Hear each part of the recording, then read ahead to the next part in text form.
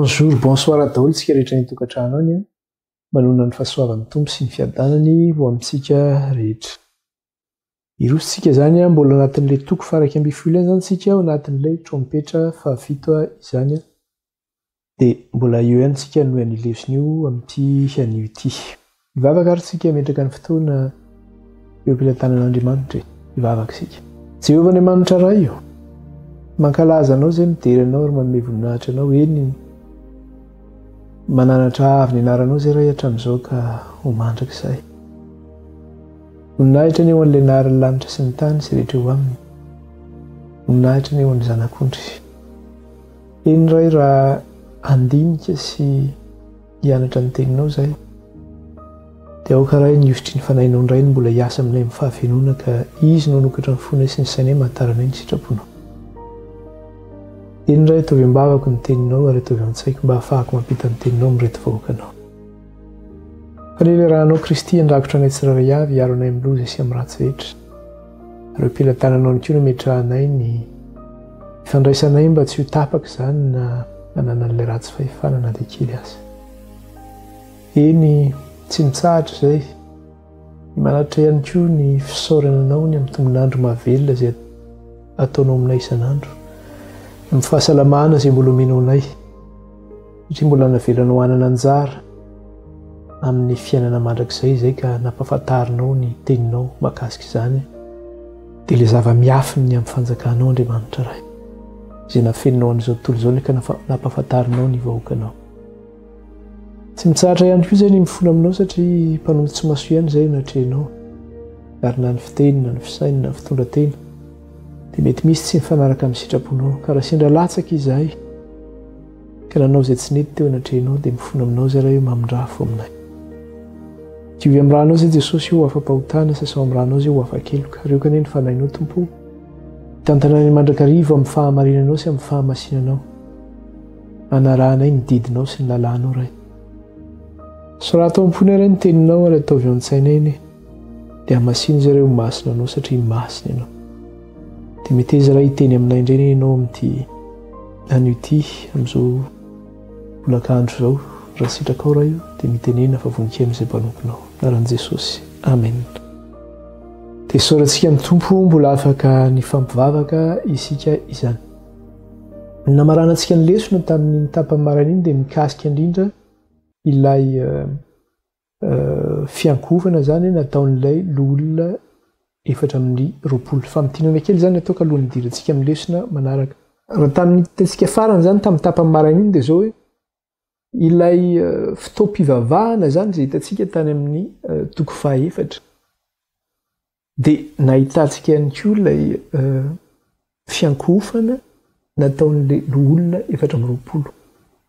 Ary io fiankofana nataon'ny loholona 420 nefa niany dia nisy fiantsoana teo anoloan'izy io izany hoe nataon'ireo zava-mananaina 4 zany izay niantso tamin'ny feo mahery tamin'Andriamanitra manao hoe masina masina masina ny Tompo Andriamanitra tsy tozy izy. Masina masina masina ny Tompo Andriamanitra tsy tozy. Hitantsika izay tany amin'ny toko faha-4 ny 9:9. Ny zavatra hitantsika nefa dia zao hoe ilay toko faha-4 sy toko faraka amby folo zany amin'ny resaka ilay hoe fiankofana dia mifanaraka zany izy ireo satria ny zavatra hitantsika ary amin'ilay toko faha-4 ihany no hitantsika ary amin'ny toko faraka amby folo. Ka rehefa nanaontsika ny fampitahana zany tamin'izy io dia zao hoe ay ilay feo mahery hitantsika ty amin'ny toko faraka amby folo zany 9:10. Ilay miantso manao hoe vakitsika kely fotsiny izy io eo amin'ilay 9:10 manao hoe ary nisy anjely fahafito nitsoka dia nisy feo mafy tany an-danitra nanao hoe ny fanjakana amin'izao tontolo izao dia efa lasa ny tompontsika sy ny Kristiny ary izy no manjaka mandrakizay. Dia araka ny zavatra hitantsika tany amin'ny toko faha-4 dia azontsika mbala zany hoe iza no miantso amin'ity feo mahery ty aty amin'ny toko faraka amby folo fa ilay zava-mananaina 4 zany satria rehefa avy miteny ny zava-mananaina 4 dia maninona miankohaka ny loholona 420 zay hitany amin'ny toko faha-4 izay dia aty amin'ny toko faraky amin'ny folony koa zany hitatsika koa zay zavatra zay alohan'ny ankofany loha lefatra amin'ny roapolo aty amin'ny toko faraky amin'ny folo dia hitatsika zany le feo mahery miantso nanao hoe verenako tsara le izy teo hoe ny fanjakana amin'izao tontolo zao dia efa lasan'ny tompontsika sy ny Kristy iny ary izy no anjaka mandrakizay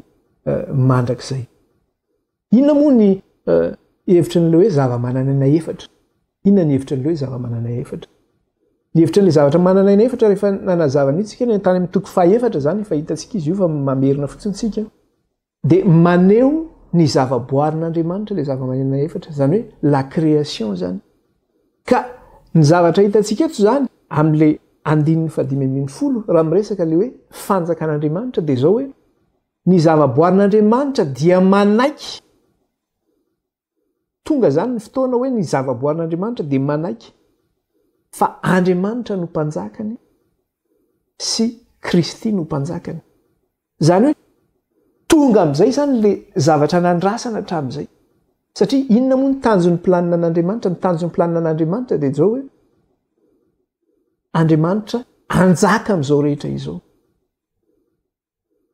ary mandrakizay izay koa nefa ny andrasana izy andrasan'ny zavaboarin'Andriamanitra rehetra izay satria ny tenin'Andriamanitra dia milaza manao hoe fa ny zavaboarin'Andriamanitra kosa izy izay nariana dia zao miara-misento sy ory miandry ny fiavin'ny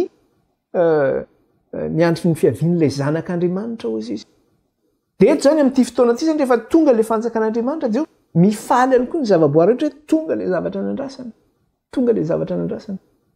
jerentsika kely eny kasika amin'izay zavatra zay aty amin'ny Romanina zany toko 9 vakitsika kely ange aty amin'ny Romanina toko 9 dia vakitsika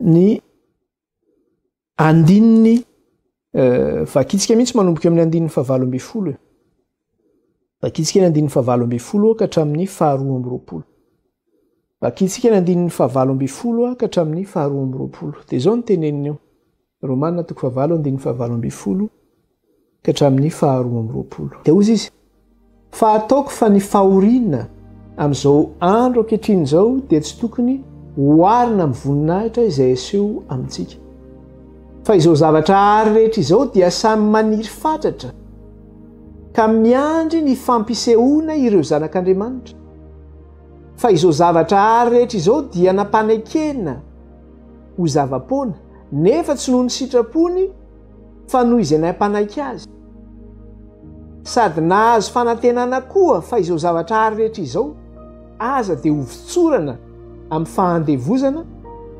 dia ny fahalovana ho amin'ny fahafahana izay momba ny voninahitra ireo zanak'Andriamanitra satria ny zavatra fantatsika tsara dia zao hoe amin'ny fiaviany zanak'ondry dia manino misy fanafahana ilay zanak'Andriamanitra kanefa tsy ny zanak'Andriamanitra ihany zany no vitsorana amin'ny fotoana io satria iza no mampanaiky atsika sy mampanandevo atsika eto zany hoe niaran'le fahorian'ny fahotana avokoa zany ilay zavaboarin'Andriamanitra ary manantena zany le fiaviany zanak'ondry rehefa hamonjy ny vahoakany izy dia mba manantena ho vaovonjy koa zany le zavaboarin'Andriamanitra rehetra ka eto zany ny zavatra misy asehon'le zava-mananana efatra milaza ao amin'le apokalipsy toko 1:10 andininy 15 ny antso tamin'ny feo mahery nanao hoe ny fanjakana amin'izao tontolo zao dia efa lasa ny tompontsika sy ny Kristy iny ary izy no manjaka mandrakizay dia ilay zava-manana efatra maneho an'ilay zavaboarin'Andriamanitra zany mifaly sy miravo amin'keo amin'ny fotoana io dia ho hitatsika nefa zay rehefa aveo zany ho hitatsika zay zavatra zay rehefa aveo satria ho resahana izy io amin'le andininy 9 rehefa aveo toizatsika le lesonary dia ahoana izy eo amin'ny andininy 9 ary ny zavatra misy amin'ty amin'ny andininy 9 dia zao raha niresaky tsika teo zany ny mikasika ny amin'ireo fiankofana teo amin'Andriamanitra zay nataon'ireo loholona 720 nankalazan'Andriamanitra ny amin'ny nandraisan'Andriamanitra ny fanjakany dia raha niankohaka izy ireo sy nankalazan'Andriamanitra dia zao hoe aty indray zany tsika rehefa miditra ty amin'ny andininy 1:10 dia inona indray zavatra resahana eto ao aorianan'ny fiankofana zany dia miresaka indray ny amin'ny fitsarana indray zany no resahana eto. Dia vakitsika ilay izy 7:70, 7:40, 7:70. Dia ahoana izy eto? Manao hoe ary tezitra ny firenena maro ary tonga ny fahatezeranao sy ny fotoana hitsarana ny maty sy hanomezana valim-pity ny mpaminany mpanomponao sy ny olona masina ary izay matahotra ny anaranao na kely na lehibe ary mba hanimbanao izay manimba ny tany. Io moa le fandraisantsika hoe tezitra ny firenena maro satria tonga ny fahatezeranao izy sy ny fotoana hitsarana ny maty sy hanomezana valim-pity ny mpaminany mpanomponao sy ny olona masina ary izay matahotra ny anaranao na kely na lehibe ary mba hanimbanao izay manimba ny tany. Dia ny zavatra hitantsika eto zany dia fitsarana no resahana eto. Ary fitsarana io nefa maninona? Mizara roa zany le fitsarana eto. Dia mifanarakaraka le fitsarana.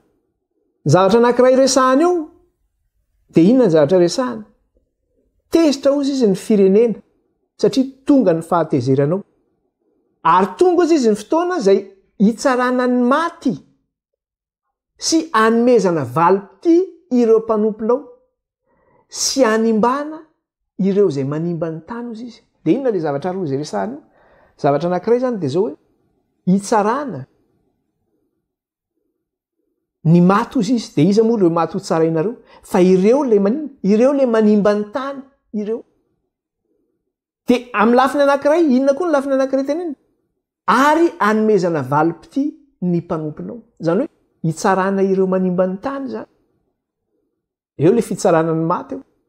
Hoe hitsarana ireo maty, dia iza moa le ireo maty ho tsarainareo fa ireo le manimba ny tany. Zay le anankiray zany.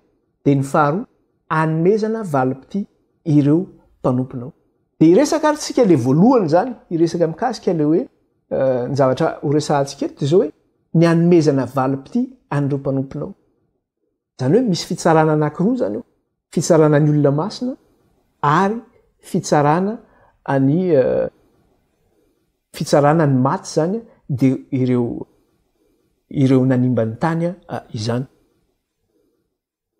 Io fitsarana ny olona masina io zany dia amin'ny fotoana oviana no atongavana io. Dia ny fahatongavana io dia amin'ny fotoana andraisan'ny Kristy ny fanjakana zany. Amin'ny fotoana io no andraisan'ny Kristy ny fanjakana io dia amin'ny fiverenan'ny fanindroany io araka ilay teneniny teo amin'ny 5:50.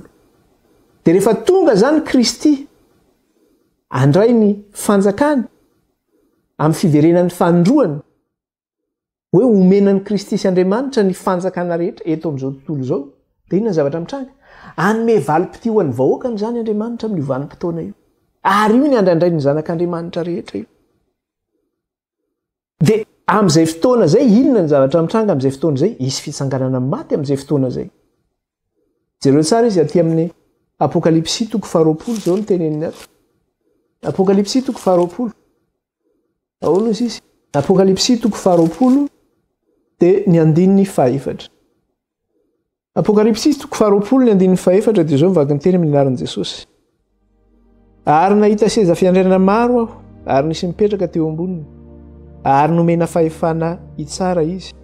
Ary hita koa ny fanahin'izay nitapahin-doha noho ny filazana an' Jesosy sy ny tenin'Andriamanitra sy izay rehetra tsy niankohaka teo anoloan'ny bibidia na teo anoloan'ny sariny ary tsy nalainy marika ho eo amin'ny andriny na ho eo amin'ny tanany. Ary velona izy ka niara-nanjaka tamin'i Kristy arivo taona. Io loe rehefa ho avy Jesosy eny amin'ny raolanitra zany dia iny aka ny olom-boafidina izy amin'ny fotoana io. Dia izy ireo olom-boafidin'Andriamanitra ireo? Dia hozy izy ny fanahin'izay nitapahin-doha izy noho ny filazanan'i Jesosy sy ny tenin'Andriamanitra. Dia ireo izay naninona tsy nety niankohaka teo anoloan'ny bibidia na teo anoloan'ny sary nandray marika teo amin'ny andriny na teo amin'ny tanany.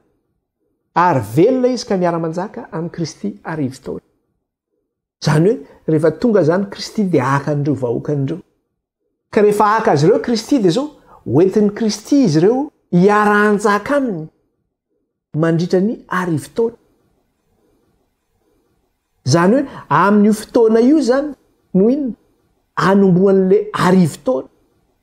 fandresantsika kely any izy io tamin'ny maraina zany satria fantatsika tsara fa amin'ny fotoana averiko tsara ny zavatra resahako iny tamin'ny maraina amin'ny fotoana zay andraisan'ny Kristy ny fanjakany dia amin'io ilay hoe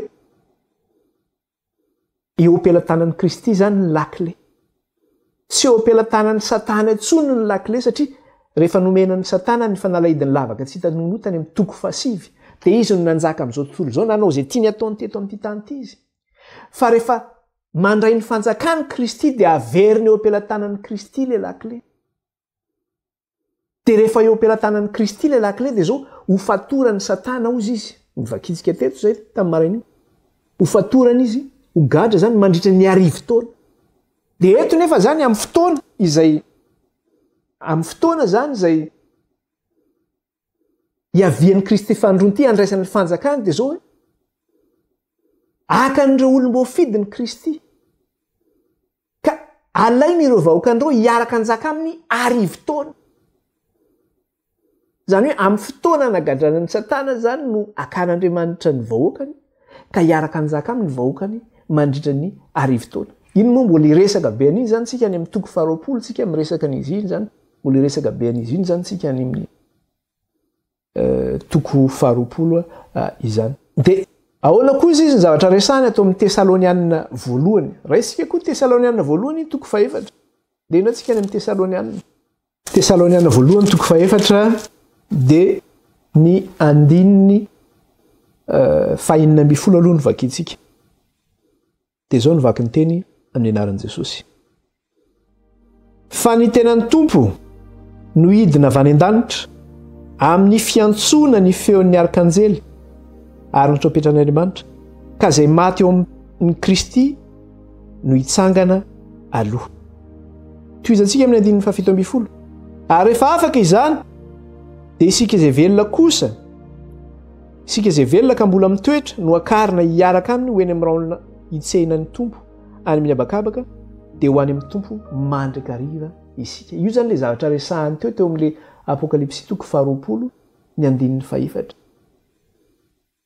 averiko tsara l'izy andininy 5 fa ny tenan'ny Tompo no hidina avy any an-danitra ozy izy amin'ny fiantsona amin'ny feon'ny arkanjely ary ny trompetran'Andriamanitra ka izay maty eo amin'ny Tompo no hitsangana aloha dia jereo tsara l'izy ampitahina amin'ilay toko 110 rehefa ampanenona ny trompetra 7 dia inona ny zavatra misy mandray ny fanjakany Kristy sy Andriamanitra mandray ny fanjakany Kristy sy Andriamanitra ozy izy dia etiko nefa zao hoe amin'ny fotoana zany hoe ty trompetra resahany ety zany miresaka le trompetra 7 zany ty resahana atao amin'ny Tesalonianina ety zany izy izy fa ny tenan'ny Tompo no hidina avy any an-danitra amin'ny fiantsonany feon'ny arkanjely sy ny trompetran'Andriamanitra zany hoe amin'ilay trompetra 7 zany io ka izay maty eo amin'ny Kristy no hitsangana aloha zany hoe eo zany misy fitsanganana amin'ny maty zany amin'ilay fiavian'ny Kristy dia mitoy izy ary rehefa afaka izany dia isika izay velona ka mbola mitoetra no akarina hiaraka aminy ho eny amin'ny raona hitsenan'ny Tompo any amin'ny habakabaka ka dia ho any amin'ny Tompo mandrakariva isika izany hoe ny iray zany tsy mialohan'ny anankiray hoe tsika velona tsy alohan'ny efa maty na ny maty ialohantsika velona fa rehefa ao amin'Andriamanitra zany ianao dia zao na reo izay maty tany aloha na hoe raha mbola velona ianao amin'ny fiavian'ny Kristy dia zao miaraka miakatra hitsenan'ny Tompo eny amin'ny raolanitra zany isika ka rehefa tonga zany Kristy eny amin'ny raolanitra dia zao misy fitsanganana amin'ny maty ireo izay maty eo amin'ny Tompo rehetra zany dia hitsangana amin'ny fiavian'ny Kristy io dia rehefa mitsangana izy ireo dia zao ovana antsika amin'ny ovanim-potoana io zany misy fanovana io zany iresaka an'io tsika mbola iresaka an'io tsika nyerinany dia rehefa mitsangana amin'ny maty ireo izay maty ao amin'ny Tompo kanefa mbola misy velona ihany koa amin'ny Tompo mitoetra amin'ny fotoana io dia miaraka akarina izy ireo hitsenan'ny Tompo eny amin'ny habakabaky ny lanitra ary ho any amin'ny Tompo izy mandrakariva isika izany dia jereo ihany koa fa aty amin'ny Matthieu 4:20 aty izy dia miresaka an'izy io koa ny amin'ilay trompetra 7 io zany mikasika ilay fiavian'ny Kristy zany sy izy mandray ny fanjakany zany ary maka ny olom-boafidiny izany Matthieu 4:20 dia vakiantsika ny andininy fa telopolo Matio 4:20 dia ny andininy fa telopolo sy ny raiky amby telopolo andininy fa telopolo sy ny raiky amby telopolo ny anaran'i Jesosy. Ary amin'izany andro izany dia sehony amin'ny lanitra famantarana ny zanak'olona ka dia hitomany ny firenena rehetra ambonin'ny tany ary entan'ny zanak'olona amikery sy voninahitra lehibe eo amin'ny raon'ny lanitra. Ahitan'ny zanak'olona amikery sy voninahitra lehibe eo amin'ny raon'ny lanitra. Ary amin'ny ampanenona mafy ny trompetra, io zany le trompetra fafito. Ary amin'ny ampanenona mafy ny trompetra dia aniraka ny anjeliny izy. Ary angoniny ireo olom-boafidy avy amin'ny vazantany efatra hatramin'ny faravodilanitra rehetra. Aniraka ny anjeliny izy anangona ny olom-boafidy any amin'ny vazantany efatra hatrany amin'ny faravodilanitra. Iran'Andriamanitra ny anjeliny zany aka n'ilay olom-boafidy amin'ny fampanenona ny trompetra mafia izany. Ka rehefa ho avy zany Kristy aka ny azy aka n'ireo vahoakany dia zao hoe io fotoana io zany araka le fandraisantsika eto dia io zany ny fanombohan'ilay arivo-taona izany. Dia mandritra an'izay arivo-taona zay zany zao miara-manjaka amin'ny Kristy ireo vahoakan'ireo. Dia io nefa zany le fakany Kristy an'ireo vahoakan'ireo zany io le lazaintsika teo le hoe valim-pity zany le hoe fitsarana ho an'ny vahoakan'Andriamanitra. Dia ino ny fitsarana io? Ny fanomezana valim-pity azy ireo zany. Dia hitsaitsika ihany koa izy io any amin'ny 2:20 izy miresaka an'izy io miresaka ny valim-pity io. Aty amin'ny 2:20 aty hitantsika ihany koa izy io. Andininy 2:20 dia ahoana izy? 2:20 ny andininy 2:20. 2:20 ny andininy 2:20. Dia vakiantsika amin'ny anaran'i Jesosy. Dia ahoana izy? Indro avy fangy ianao, zany hoe amin'ilay fiavian'ny tompo zany. Indro avy fangy ianao ary eto amiko ny famaliko mba hamaliko ny olona rehetra araka ny asany. Hamaliko ny olona rehetra araka ny asany. Dia amin'ny fiavian'ny tompo dia zao hamaliko ny olona rehetra araka ny asany. Inona ny hitantsika teo? Hanomezana ny valim-pity ny vahoakan'Andriamanitra. Kanefa amin'ny lafiny anankiray dia inona ny zavatra mitranga? Hanomezana ihany koa ny fitsarana ho an'ireo izay nanimba ny tany. Dia eo le lazany hoe ny fitsarana ny maty ozy izy. Satria izay le teneniny teo. Verenantsika kely anke le vaky teny aty amin'ny Apokalipsy 1:10 dia ny andininy 7:20. Dia ahoana ozy izy? Apokalipsy 1:10 andininy 7:20. Dia zao ny teneniny teo manao hoe ary tezitra ny firenena maro ary tonga ny fahatezeranao sy ny fotoana hitsarana ny maty sy hanomezana valim-pity ny mpaminany mpanomponao sy ny olona masina ary izay matahotra ny anaranao na ny kely na ny lehibe ary mba hanimbanao izay manimba ny tany. Ny hitantsika teo zany dia zao hoe hitantsika teo le fitsarana ireo vahoakan'Andriamanitra. Dia inona ny fitsarana mikasika ny vahoakan'Andriamanitra? Nanomezana ny valim-pity an'izy ireo zany. Hoe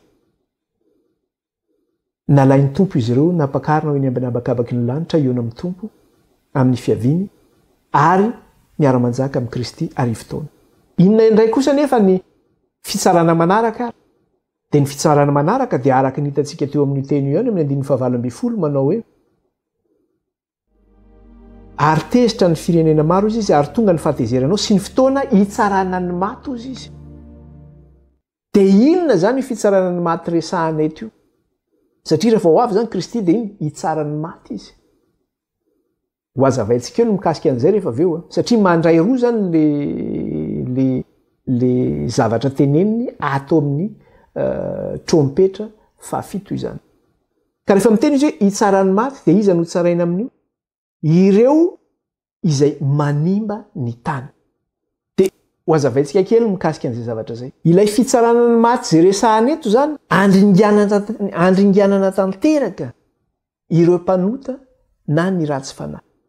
Izay mahatonga azy miteny ny andininy 7:20 manao hoe tezitra ny firenena ozy izy satria fantany fa tonga le fahatezeran'Andriamanitra.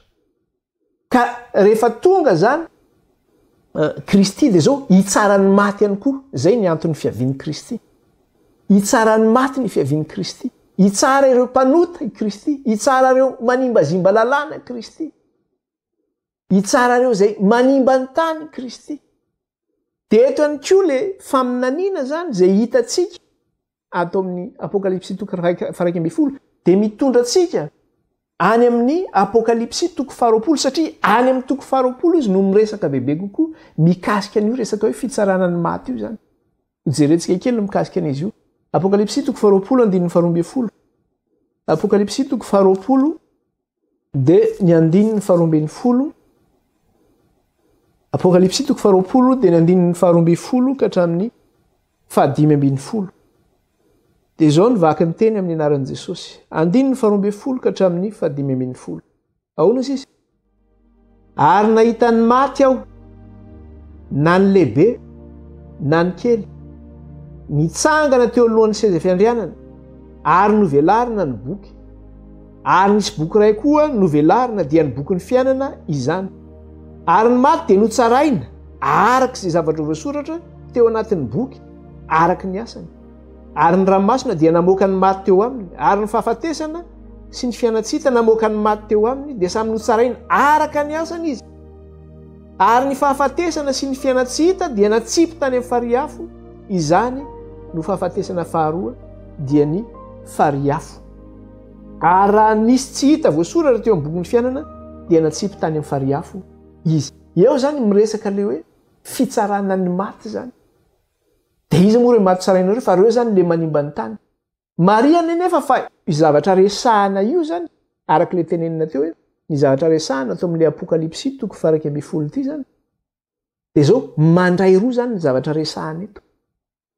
Satria raha miresaka tsika ny amin'ny valim-pitian'le vahoaka an'Andriamanitra de omena ny vahoaka an'Andriamanitra io valim-pitian'io amin'ny fiavian'i Kristy fandroany, amin'ny fakany Kristy azy reo, ka andraisan'ny Kristy azy reo eny amin'ny ranolanitra, ka hiara-hanjaka amin'ny Kristy izy reo mandritra ny arivo-taona. Zany hoe amin'io fotoana io zany no manomboka ny arivo-taona amin'ilay nakany Jesosy ny vahoakany tetỳ an-tany zany.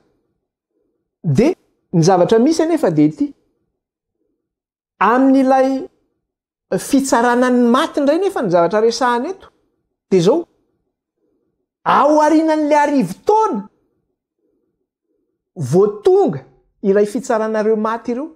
Zany hoe amin'ny fotoany havian'i Kristy iny zany de mbola tsy tonga io fitsaranan'ireo maty ireo na reo ratsy fanahy ireo. Ny zavatra misy fotsiny amin'ny fahatongavan'i Kristy de zao oringana daholo ny tena ny zavatra rehetra. Hitatsika io amin'ny ao amin'le tomboka se fahaenina mahatonga an'le mpanjaka ny tany sy ny olona rehetra miantso hoe mianjera aminy fa tonga ny fahatezeran'ny zanak'ondry. Zany hoe amin'ny fahatongavan'i Kristy fandroany zany de zao hoe ho maty daholo ny ratsy fanahy rehetra teo amin'ity tany ity. Zany hoe ho maty daholo ny ratsy fanahy amin'ny fiavian'i Kristy fandroany.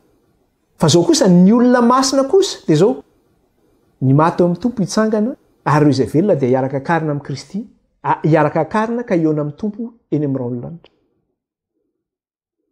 Amin'ny fotoana iny de manino de hiara-hanjaka izy ireo amin'ny Kristy mandritra ny arivo-taona. Zany hoe mandritra an'izay periody zay zany de zao maty avokoa ny ratsy fanahy rehetra. Rehefa tapitra le arivo-taona zany de inona ny zavatra nitranga? Ho tsaraina amin'Andriamanitra amin'izay ireo ratsy fanahy. Izay no mahatonga le teny teo manao hoe hitsara ny maty izy.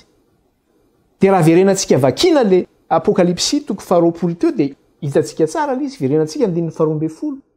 De ahoana izy? Ary nahita ny maty aho, na ny lehibe na ny kely, nitsangana teo anolohan'ny seza fiandrianana, ary novelarina ny boky. Ary nisy boky iray koa novelarina dia ny boky ny fiainana izany. Ary ny maty dia notsaraina arak'izay zavatra voasoratra eo anatin'ny boky araka ny asany. Ary ny ranomasina dia namoaka ny maty tao anatiny, ary ny fahafatesana sy ny fiainatsita namoaka ny maty tao aminy dia samy notsaraina araka ny asany izy. Ary ny fahafatesana sy ny fiainatsita dia natsipy tany amin'ny fariafo, izany no fahafatesana faharoa dia ny fariafo. Ary raha tsy nisy hita voasoratra teo amin'ny boky ny fiainana dia natsipy tany amin'ny fariafo izy. Izany hoe rehefa tonga zany ao aorian'ny arivo-taona io dia eo zany tonga le fitsarana any ratsy fanahy, fitsarana ny mpanota. Zay le hoe ny fitsarana ny maty. hoentina ho tsaraino anatrehan'Andriamanitra izy. Ny fiaina tsy hita ozy izy mamoaka ny maty eo aminy. Ny ranomasina mamoaka ny maty eo aminy ozy izy. Zany hoe mitsangana amin'ny maty koa zany ny ratsy fanahy amin'izay fotoana zay. Dia ho tsarain'Andriamanitra izy ireo amin'izay vanim-potoana izay ho avy ny anjarany. Ka izay voatsara amin'io zany dia ho tratran'izany antsoina hoe fahafatesana faharoa zany. Ny fahafatesana voalohany zany dia zao amin'ny fiavian'i Kristy eny amin'ny lanitra maty daholo ny ratsy fanahy, zay ilay fahafatesana voalohany. Fa ny fahafatesana faharoa zany dia zao ao aorianan'ilay fitsarana ny maty zany misy ilay fahafatesana faharoa. Dia ho ringana tanteraka amin'izay ny ratsy fanahy. Fa zao mbola tsy maintsy miatsika ny fitsaran'Andriamanitra aloha izy ireo, tsy maintsy mbola miseho anatrehan'ny fitsaran'Andriamanitra aloha izy ireo. Dia iresaka be an'io tsika zany rehefa tonga any amin'ny toko 20 any iresaka an'io tsika. Mbola iresaka ihany koa tsika ilay arivo-taona rehefa tonga any tsika mbola iresaka ihany koa mikasika an'io arivo-taona io izany. Nahita ihany koa tsika miresaka ilay resaka hoe bibidia mbola iresaka an'izany ihany koa tsika. Fa ao no fitenena hoe chaque chose en son temps zany mandeha miandalana tsika mikasika an'izay zavatra zay. Dia inona ary ny zavatra misy ihany koa? Dia zao hoe na dia eo zany efa zany dia zao hoe ireto fitsarana anankiroa reto zany mifampiankina ireo fitsarana roa ireo. Mifampiankina ireo fitsarana roa ireo. Satria ny zavatra anankiray dia misy dia zao hoe ny vahoakan'Andriamanitra zany dia zao hoe nampijaliana sy nampahoriana nandritra ny taonjato maro. Teto amin'ity tany ity zany dia nijaly ny vahoakan'Andriamanitra nampijaliana nampahoriana. Izy ireo nefa mitaraina eo amin'Andriamanitra. Mandra-pahovian'Andriamanitra ao ny itsarahanao ny rahanay amponina ambonin'ny tany izy. Mandra-pahovian'Andriamanitra ao ny itsarahanao ny rahanay amponina ambonin'ny tany. Taisitsika no nahita an'izay tany amin'ny tomboka sy fahadimitsika no nahita an'izay zavatra zay. Dia ahoana ozy izy ny tenin'Andriamanitra? Navela hiala sasatra kely izy ireo aloha mandra-pahafeno ny isan'izy ireo satria mbola hisy mpanompo namany koa izay vonoina tahaka an'izy ireo. Eto zany dia omena amin'izay ny valim-potiana izy. Ny valim-potiana nefa tsy hoe hoentina miara-manjaka amin'ny Kristy fotsiny izy fa zao ho tsarain'Andriamanitra koa ireo ratsy fanahy ireo, ireo mpanimba ny tany ireo, izay namono an'ireo vahoakan'Andriamanitra ireo. Ho tsaraina tonga koa ny anjarany zany. Fa eo mantsy ny zavatra resahan'ny olona be dia be ny olona miteny manao hoe rehefa maty dia maty. Ohatrany hoe misy ianao zany manao ny tsara dia misy ny mpanao ratsy. Dia avy ilay olona zany ohatrany hoe makakery ny fanananao, na vitany mihitsy ny mamono, ohatrany vonono ny rahalahinao, ny vonono ny vadinao, nogadrainy, natao tsirariny. Dia tena hoe tsisy fahamarinana zany nanotony tsinitsininy. Dia rehefa avy eo nefa le mpanota namono an'iny zany na le ratsy fanahy dia zao ela velona izy 90 taona izy vao maty. Dia rehefa avy izy maty dia tsy mba ory mihitsy le olona, tsy mba ory mihitsy ny ratsy fanahy iny zany. Navita nanao izay tiany nataony izy teto amin'ity tany ity ary tsy mba nahazo anjarany izy teo amin'Andriamanitra. Fa nahoana ren'izay no mijaly nefa reny mpanota reny tsy mba mijaly. Fa movy Andriamanitra miangatra. Andriamanitra ny tompon'ny fahamarinana rehetra. Andriamanitra nge antsoina hoe Dieu de justice, Jehova fahamarinantsika. Dia Andriamanitra ve dia manao fitsarana tsy marina? Fa zao afaka manao izay tiany ataony izy amin'izao fotoana zao. Afaka manao izay zavatra rehetra. Fa rehefa ho avy Kristy eny amin'ny raolanitra, ho levona daholo ireo rehetrarehetra reny. Ho levona daholo reny. Efa niresahantsika mikasika an'izy iny tany amin'ny toko 1. Tany amin'ny toko 1 mikasika ilay tomboka sy 1 zany. Isy loza mbola tsisy ohatr' izany mitranga ary resahany kely moa izy io amin'ny faran'ilay trompetra fa 7 io zany resahany kely mikasika ny loza io. Fa zay hoe ho avy ny anjaran'ireo ratsy fanahy zany. Hoentiny ohatran'ny trehan'Andriamanitra izy ireo ho tsaraina. Rehefa vita ny fitsarana izy ireo dia mahazo ny anjara saziny avokoa izy ireo. Any amin'ny fahafatesana amin'ny faharoa ny misy azy ireo. Dia any le misy n'inona? Any le misy ny fariafy sy solofara ozy izy. Dia mbola iresaka tsika mikasika an'izay zany mikasika an'izay. Ka eto zany dia zao hoe ho an'ireo zay manimba ny tany zany zay zany zavatra anankiray ihany koa zany azo ampitahina eto dia zao hoe le fifampiankina n'ilay fitsarana dia hoe ireo mpanota zany nareo ratsy fanahy zay nanimba ny tany dia zao ho avy ny anjaran'izy ireo ary rehefa andringana azy ireo Andriamanitra dia inona ihany koa ny zavatra mitranga amonjy ny tany ihany koa Andriamanitra amin'izay fotoana zay zany zay le zavatra andresantsika tary amin'le Romanina 9 teo irinantsika kely ange le Romanina iny Romanina 9 Romanina 9 dia zao ny teneniny manomboka amin'ny 9:20 ka hatramin'ny 12:20 dia ahoana izy izy fa ataoko fa ny fahoriana amin'izao andro ankehitriny zao dia tsy tokony hoarina amin'ny voninahitra zay aseho amintsika fa izao zavatra ary rehetra izao dia samy maniry fatratra ka miandry ny fampisehoana ireo zanak'Andriamanitra ary izao zavatra ary rehetra izao dia nampanekena ho zava-poana nefa tsy noho ny sitrapony fa noho izay nampanaiky azy sady nahazo fanantenana koa fa izao zavatra ary rehetra izao aza dia hovitsorana amin'ny fahandevozana dia ny fahalovana ho amin'ny fahafahana izay momba ny voninahitra ireo zanak'Andriamanitra zany hoe ny zava-boary zany dia toy ny miandrandra mafy amin'izany hoe famonjena ny zanak'Andriamanitra zany ka rehefa tonga ny famonjena ny zanak'Andriamanitra dia tonga koa ny famonjena ny zava-boary satria miara-misento izy ireo satria nahoana nampanandevozana izy ireo nampanekena izy ireo tsy araka ny sitrapony fa ny forsena izy ireo tamin'izany vokatry le fahotana zany zay nianjady tamin'ny teto amin'ity tany ity sy nataony zanak'olombelona azy dia jereo ny fahasombana sy ny fahampitena vokatry ny fahotana zay misy dia rehefa tonga nefa zay fotoana zay amonjena ny zanak'Andriamanitra dia nahoana hovitsorana amin'izay ihany koa ny zava-boary n'Andriamanitra dia zay no mikasika an'iny izany fa zao zany ny zavatra anankiray dia tia manao hoe tonga zany ny zavatra resahana eto amin'ilay trompetra fahafito dia zao hoe miresaka ny amin'ny farandro zany miresaka ny amin'ny farandro izay no mahatonga hoe tsy maintsy hotoriana ny filazantsara ny fanjakana tsy maintsy hotoriana ty filazantsara ty zany mba hahafantarany olona ho avy ange zany farany zany araka le tenin'Andriamanitra eny Matio 4:20 manao hoe ity filazantsara ny fanjakana ity izy izy dia tsy maintsy hotoriana amin'izao tontolo izao ho vavolombelona izy izy zay vao tonga ny farany ka raha tsy fantatry ny izao tontolo izao zany ity filazantsara ny fanjakana ity dia zao mbola tsy tonga ny farany izay ny antsony manina mahatonga antsika mitorin'le bokin'ny apokalipsy zany manina manafaingana ilay fanjakan'Andriamanitra ka ny fanontaniana mipetraka dia tia manao hoe move isika dia zao hoe ao anatin'le refin'Andriamanitra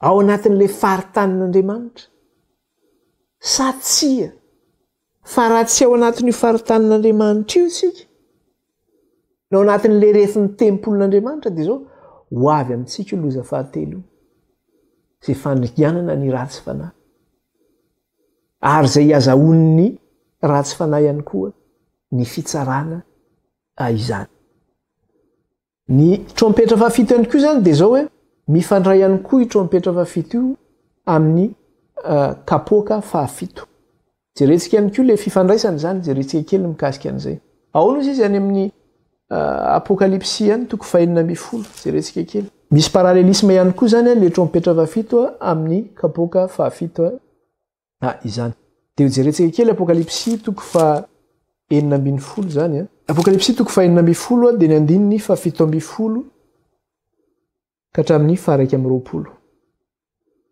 andininy 7:20 ka hatramin'ny 1:20 dia hono izy ary ny fahafito dia nampidina ny taon-doviany tamin'ny rivotra dia nisy feo mahery ny voaka avy teo amin'ny tempoly teo amin'ny seza fiandrianana nanao hoe vita dia nisy elatra sy feo sikorokorana ary nisy horohorontany mafy izay tsy mbola nisy toy izany hatr'izay nisy ny olona tetỳ ambonin'ny tany eny tsy mbola nisy horohorontany mafy be lehibe toy izany. Ary ny tanàna lehibe dia vaky ho telo-toko, ary rava ny tanàna ny firenena maro, ary Babilôna lehibe dia notsarovana teo anatren'Andriamanitra mba homena azy ny kapoky ny divay ny firetan'ny fahatezerana. Ary ny nosy rehetra nandositra, ary ny tendrombohitra tsy nisy intsony, ary nisy avandra vaventy nilatsaka avy tany an-danitra teo amin'ny olona tokony ho lanja talenta iray avy, ary ny teny ratsy an'Andriamanitra ny olona no niloza avy tamin'ny avandra, fa lehibe loatra izany loza izany. Rehefa nampidinina ozy izy ny tao andoviany, ary ny fafito dia napidina ny tao andoviany tamin'ny rivotra ozy izy, dia nisy feo maherin'ny voaka avy teo amin'ny tenimpolo amin'ny sezavendriana nanao hoe vita. Vita. Jereo tsara inona zavatra hitantsika tamin'ny Kristy maty teo amin'ny hazo fijaliana. Rehefa vita ny famonjena nataon'ny Kristy dia ahoana izy Kristy? Vita. Dia nanorika ny lohany izy dia maty Jesosy. Eto any koa zany dia zao hoe vita ihany koa ny amin'ny tantaran'ny tany zany amin'ny fotoana io, amin'ny fitsofana ny trompetra fafito io, vita ihany koa zany ny tantaran'ny tany. Satria nahoana? Ho fongorana amin'ny afo ny tenan'ny zavatra rehetra. Amin'ny fiavian'ny Kristy fanolorany vita ozy izy. Dia nisy kotrokorana, nisy feo sy kotrokorana ozy izy. Tsara inona ny zavatra nyteneniny teo? Averiko tsara izy teo. 9:20. Dia nisy elatra sy feo sy kotrokorana, ary nisy horohorontany mafy izay tsy mbola nisy toy izany hatramin'ny sin'ny olona tetỳ ambonin'ny tany. Eny, tsy mbola nisy horohorontany mafy lehibe toy izany. Dia aty amin'ny 12 dia ny 7:20 azafady. Dia ahoana ozy izy? Ary novahany ny tempolin'Andriamanitra any an-danitra ka hita ny fiaran'ny fanekeny teo anatin'ny tempolony. Ary nisy elatra sy feo sy kotrokorana sy horohorontany ary avandra vaventy. Amin'ny fitsovana ny trompetra fafito dia misy inona? Nisy elatra ozy izy sy feo sy kotrokorana tahaka ny any amin'ny kapoka fafito. Sy nisy horohorontany, io le teneny hoe mbola tsisy horohorontany tahaka an'izany ozy izy. Ary inona? Ary avandra vaventy ozy izy. Zany zany zavatra mitranga amin'ny fitrovana ny trompetra fafito io. Mbola tsisy zavatra tahaka an'izany. Dia amin'ile horohorontany zay mihetsika io zany dia zao hoe satria mbola tsisy horohorontany tahaka an'izany, dia ahoana izy amin'ny 9:20 sy ny 8:20 amin'ilay 4:20. 9:20 sy ny 9:20 ka hatramin'ny 20 ao amin'ilay 4:20. 9:20 sy 20 amin'ilay 4:20. Dia ahoana izy? Manao hoe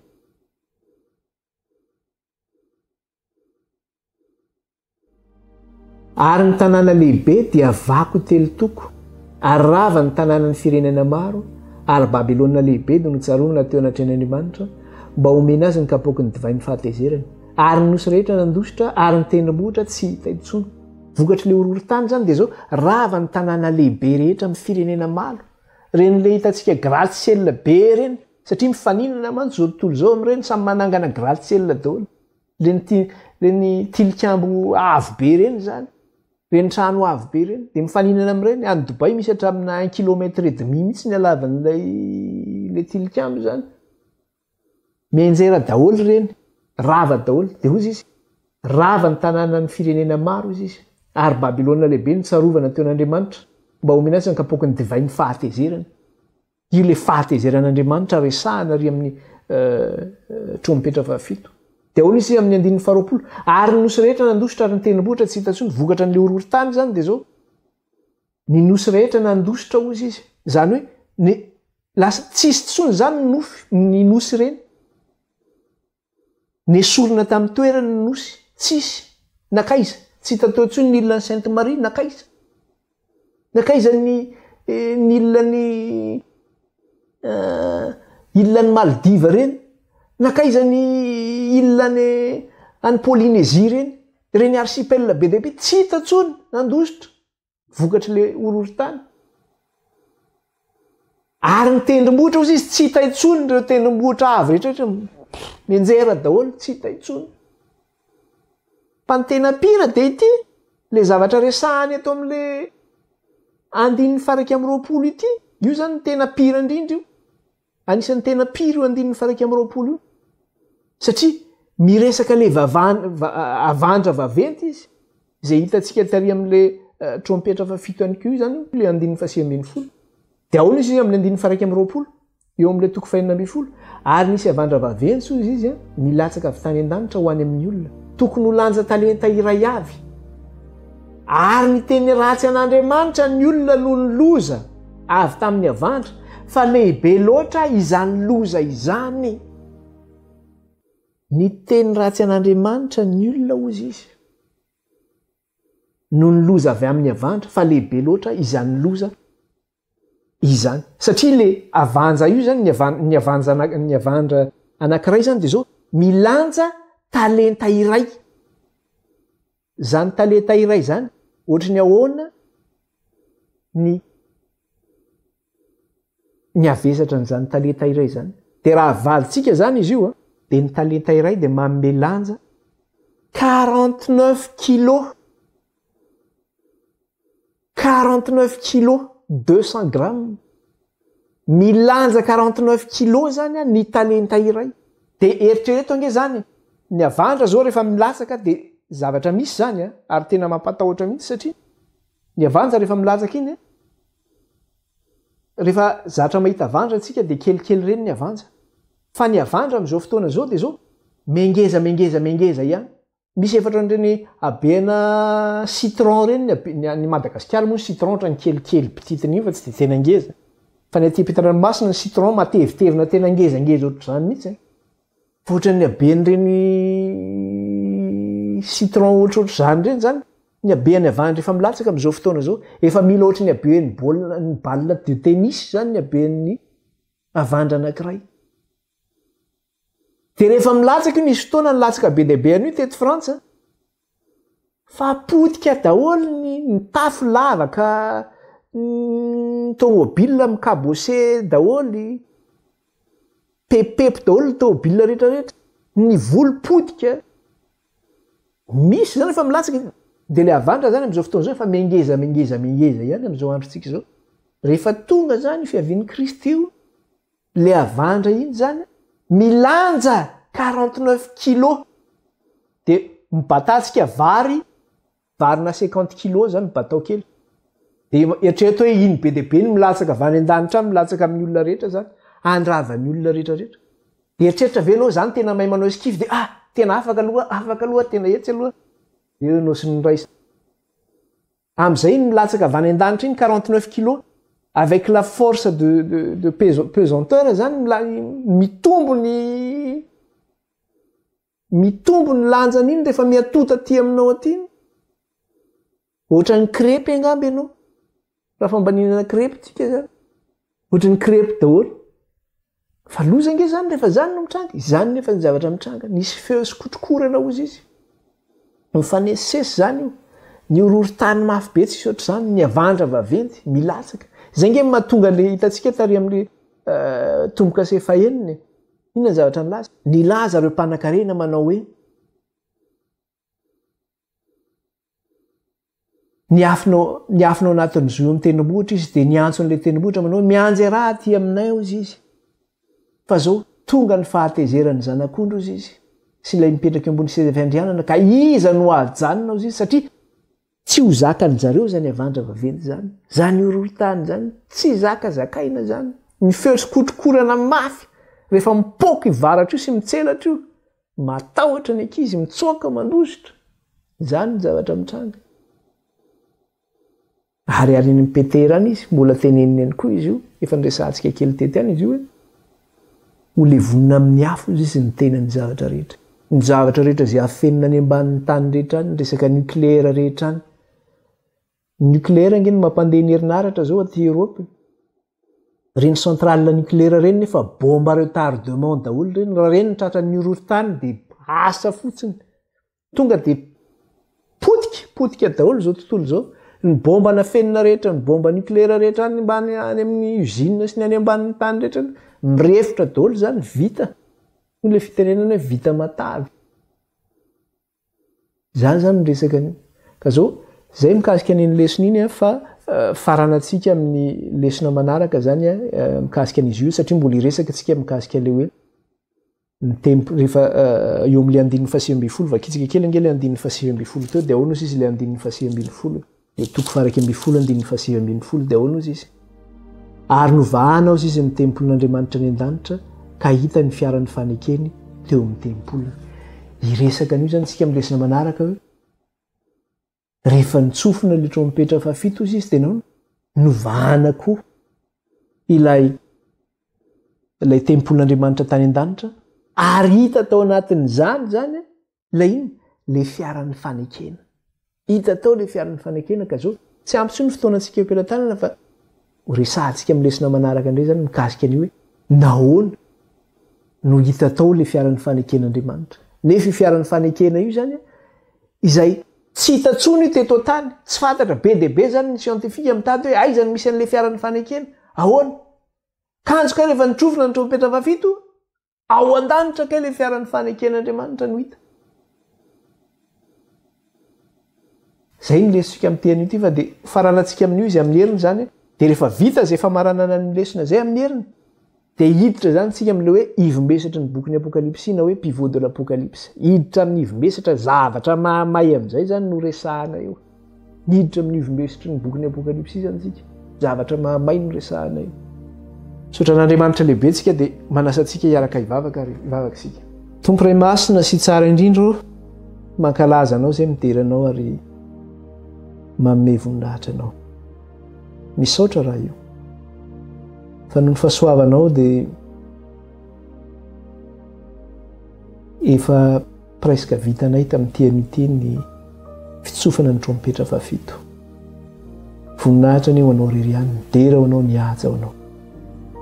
Ka ny famaranana izany sy ny fampidinana ny ivom-besatra ny Apokalipsy amin'ny herin'ny Andriamanitra dia eo am-pelantananao no ametrahana izany.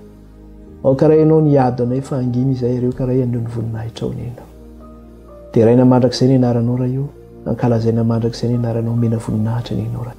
Manamasinana irainy amin'ny teninao ny teninao ny fahamarinana amin'ny anaran'i Kristina ny ratanay izao vavaka izao rehetra teto anatrehanao. Aleloia. Amen. Voninahitra ao n'Andriamanitra rery ihany. Baibai daholo tsika amin'ny herin'indray zany.